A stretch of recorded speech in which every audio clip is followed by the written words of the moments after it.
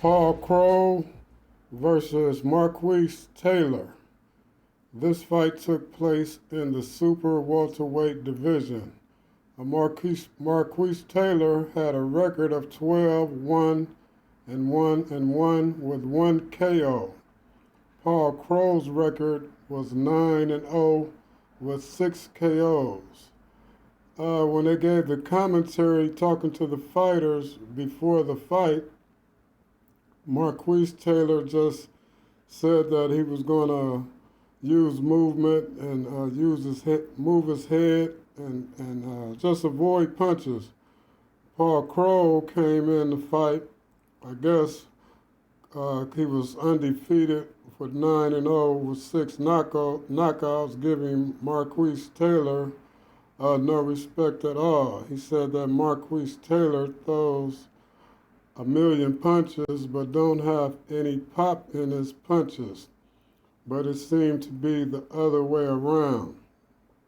Everyone keeping score at ringside had Marquis Taylor winning the fight handily. You could have gave Paul KROLL 1 or 2 rounds, and this fight was an 8-round fight. So this is an example of don't take your opponent's record for granted.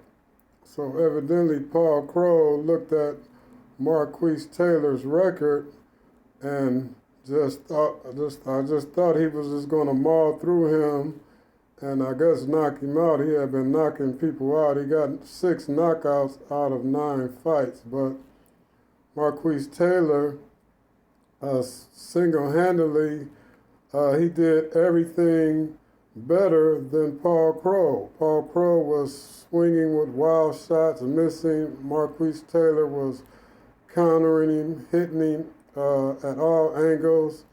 He's a very, I don't want to say unorthodox, but he has some skill. Marquis Taylor has skill, but he needs to put it all together. But Paul KROLL had no answer for Marquis Taylor in this fight. But the judges called this fight a draw. And so everyone seemed to be upset, and Paul KROLL seemed to be the happiest person in the fight, receiving a draw, because evidently he thought he had lost. His corner was telling him to go get him in the 8th round, like, you need a knockout. So let me know what you think about Paul KROLL versus Marquis Taylor. And I'm out.